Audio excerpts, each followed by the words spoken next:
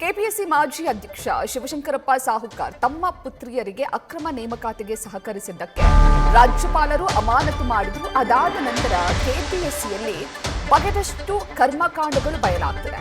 ಇದೀಗ KPSC ಉದ್ಯೋಗಿಗಳನ್ನ arrest ಮಾಡಲಾಗ್ತಾ ಇದೆ. ದಲ್ಲಾಳಿಗಳಿಗೆ ಈ ಉದ್ಯೋಗಿಗಳು ಸಾಥನ್ನ ಕೊಡ್ತಾ ಇದ್ರು ಎನ್ನುವಂತಹ ವಿಚಾರ ಬಹಿರಂಗವಾಗಿದೆ.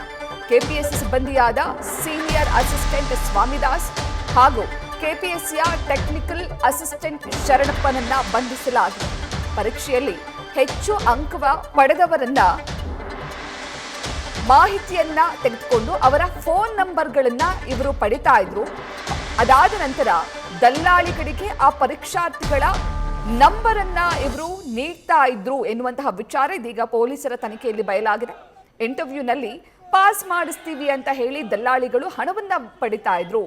ಲಿಸ್ಟ್ ನಲ್ಲಿ ಹೆಸರು ಬರುವಂತೆ ಮಾಡ್ತೀವಿ ಅಂತ ದಲ್ಲಾಳಿಗಳು ಪರೀಕ್ಷಾರ್ಥಿಗಳ ಬಳಿ ಹಣ ವಸೂಲಿ ಮಾಡಿದ್ದಾರೆ ಎನ್ನುವಂತಹ ವಿಚಾರ ಇದೀಗ ಪೊಲೀಸರ ತನಿಖೆಯಲ್ಲಿ ಬಯಲಾಗಿದೆ.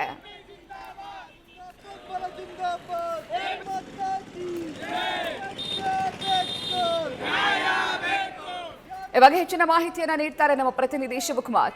ಶಿವಕುಮಾರ್, ಕೆಪಿಎಸ್ಸಿಯಲ್ಲಿ ನಿಜವಾಗ್ಲೂ ಸರಿಯಾದ ರೀತಿಯಲ್ಲಿ ನೇಮಕಾತಿ ನಡೀತಾ ಇದೆಯಾ ಅಥವಾ ದಲ್ಲಾಳಿಗಳ ದರ್ಪ ನಡೀತಾ ಇದೆಯಾ? ಶಿವಕುಮಾರ್, ಪ್ರತೀಕ್ಷಾ, ಸದ್ಯ ಇದೇ ವಿಚಾರ ಬಗ್ಗೆ ಸಂಬಂಧಪಟ್ಟಂತೆ ಕಳೆದ ಜನವರಿನಲ್ಲಿ ಕೆಪಿಎಸ್ಸಿ ವತಿಯಿಂದ ರಾಜ್ಯದಾದ್ಯಂತ ನಡೆದಿದ್ದಂತ ಜಲಸಂಪನ್ಮೂಲ ಇಲಾಖೆಗೆ ಸಂಬಂಧಪಟ್ಟಂತ ಕಿರಿಯ ಇಂಜಿನಿಯರ್ಗಳ ನೇಮಕಾತಿ ಹುದ್ದೆಗೆ ಸಂಬಂಧಪಟ್ಟಂತೆ ಇಲ್ಲಿ 1:3 ಅನುಪಾತದಲ್ಲಿ ಪರೀಕ್ಷಾರ್ಥಿಗಳು ಸೆಲೆಕ್ಟ್ ಆಗಿರ್ತಾರೆ. ಅಂದ್ರೆ ಸಾವಿರಾರು ಸಂಖ್ಯೆಯಲ್ಲಿ ಪರೀಕ್ಷಾರ್ಥಿಗಳು ಪರೀಕ್ಷೆಯನ್ನು ಎದುರಿಸಿ ಅದರಲ್ಲಿ ಮೆರಿಟ್ ನಲ್ಲಿ ಬಂದಂತ ವಿದ್ಯಾರ್ಥಿಗಳನ್ನ ಸಂಪರ್ಕ ಮಾಡುವಂತ ಕೆಲಸವನ್ನ ದಲ್ಲಾಳಿಗಳು ಮಾಡಿರುವಂತದ್ದು. ಪ್ರಮುಖವಾಗಿ ಆ ದಲ್ಲಾಳಿಗಳು ಕರೆಯನ್ನ ಮಾಡಿ ನಿಮ್ಮನ್ನ ಮೆರಿಟ್ ಲಿಸ್ಟ್ ನಲ್ಲಿ ಸೇರಿಸ್ತೀವಿ, ನಿಮ್ಗೆ ಕೆಲಸವನ್ನ ಕೊಡಿಸ್ತೀವಿ ಅಂತೇಳಿ ಆಂಬಿಷನ್ ಒಡ್ಡಿ ಹಣಕ್ಕಾಗಿ ಡಿಮ್ಯಾಂಡ್ ಅನ್ನ ಮಾಡಿರ್ತಾರೆ. ಆ ದಲ್ಲಾಳಿಗಳು ಮಾತನಾಡಿದಂತ ಆಡಿಯೋ ಸಮೇತವಾಗಿ ಕೆಪಿಎಸ್ಸಿಗೆ ದೂರು ಕೊಡುವಂತ ಕೆಲಸವನ್ನ ಕಳೆದ ಫೆಬ್ರವರಿನಲ್ಲಿ ಆ ಪರೀಕ್ಷಾರ್ಥಿಗಳು ಮಾಡಿರ್ತಾರೆ. ಅದು ಕೂಡ ಕಿರಿಯ ಇಂಜಿನಿಯರ್ ಹುದ್ದೆಗೆ ಪರೀಕ್ಷೆಯನ್ನ ಬರೆದಿದ್ದಂತ ಪರೀಕ್ಷಾರ್ಥಿಗಳು ಸದ್ಯ ಆ ಒಂದು ಪ್ರಕರಣವನ್ನ ದಾಖಲು ಮಾಡಿಕೊಂಡಿದ್ದಂತ ವಿಧಾನಸೌಧ ಪೊಲೀಸರು ಕಳೆದ ಫೆಬ್ರವರಿಯಲ್ಲಿ 4 ಜನ ದಲ್ಲಾಳಿಗಳನ್ನ ಅರೆಸ್ಟ್ ಅನ್ನ ಮಾಡಿರ್ತಾರೆ.